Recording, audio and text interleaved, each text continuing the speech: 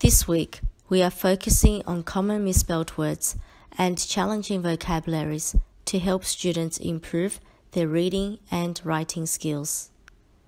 Word number 1 is simultaneously. The adverb simultaneously means happening at the same time. For example, Dad was eating and working simultaneously because he had a deadline to meet for work. Be careful with the spelling of this word as it is very long. Break the word up to help you remember the spelling. Si-mo-tan-is-ly. Word number 2 is espionage. The noun espionage is the use of spies by government to get military or political secrets. For example, in the American television series named 24, espionage took place in the FBI headquarters where their phone wire was tapped to automatically record all secret conversations. Word number 3 is jinx. When a person jinxes you, it is said to bring bad luck. For example, because my friend jinxed me, I failed my driving test on Friday 13th. Do not spell jinx as J-I-N-K-S.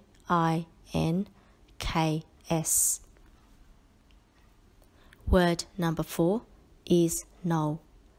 A knoll is a small hill or mound.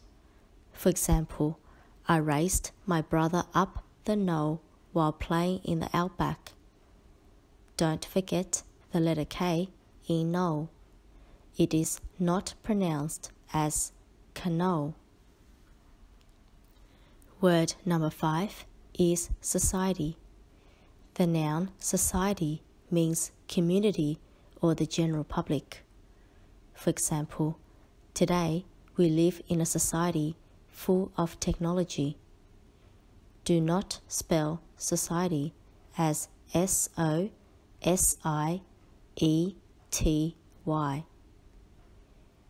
Word number 6 is ensue. To ensue means to follow.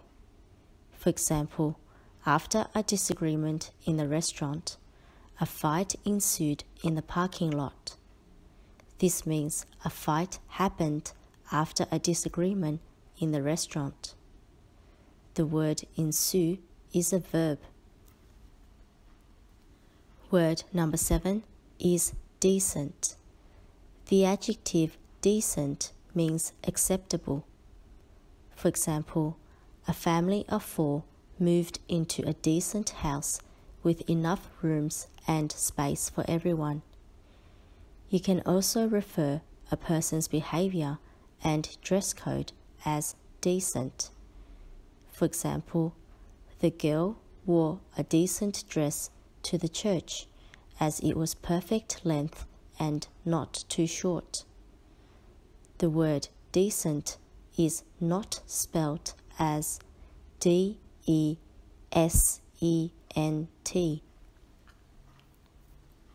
Word number 8 is siren. A siren is an alarm which makes a loud warning sound. You will often hear a siren during an emergency of an event, such as a fire. For example, siren was heard in the shopping center and everyone was evacuated. Word number 9 is jettisoned. The verb jettisoned means to throw or drop something away from an aircraft or ship. For example, the captain of the sinking ship jettisoned the cargo. Don't forget the double T in jettisoned. Word number 10 is extensive. The adjective extensive means covering a large area. For example, there are extensive farm fields in the outback. This means the farms are very large. The word extensive rhymes with expensive. It is only one letter difference between the two words. Word number 11 is postponed. When you postpone something, it means you're delaying it. For example, the football game was postponed because of the storm. Word number 12 is deceased. The word deceased means recently dead. For example, the deceased person will be buried at the cemetery. If you add a letter R to deceased, it becomes decreased. Word number 13 is paradox. A paradox is a statement that may seem absurd or contradictory, but yet can be true or at least make sense. It is used to challenge the mind and make you think about a statement in a new way. Examples of paradox are: you can save money by spending it, or this is the beginning of the end. You will find authors often use paradox in literature. For example, in Shakespeare's Hamlet, the title character states, "I must be cruel to be kind." Word number 14 is chronicle. A chronicle is a record of past events that happened in order.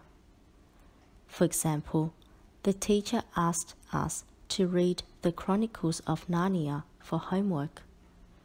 Don't forget the letter H in chronicle.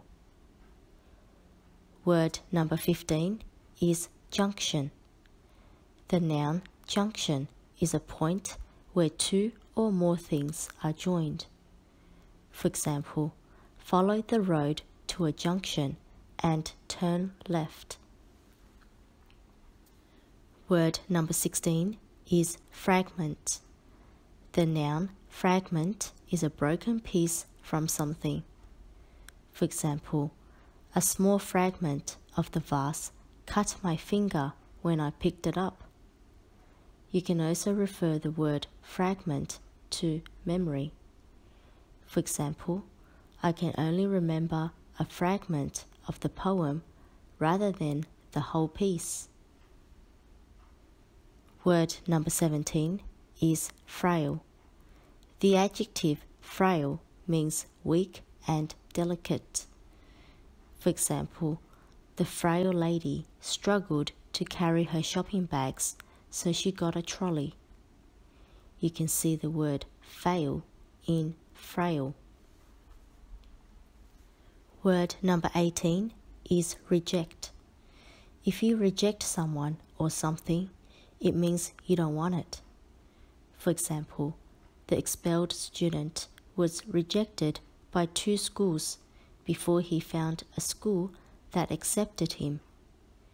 You might also have heard and been to the reject shop.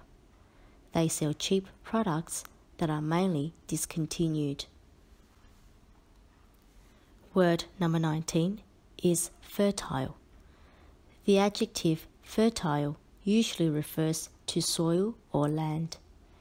It means the land is able to grow lots of crops. For example, the land by the river is quite fertile and many crops are grown there. Word number 20 is mobile. The adjective mobile means able to move around freely and easily. For example, many people drive their mobile homes from north to south, following the warm weather. Nowadays, everyone also carries a mobile phone. The reason why it is called a mobile phone is because it is portable and you can carry it everywhere you go. In this context, mobile in mobile phone is a noun. This brings to the end of our spelling list 29B. Keep practicing and good luck in your spelling test.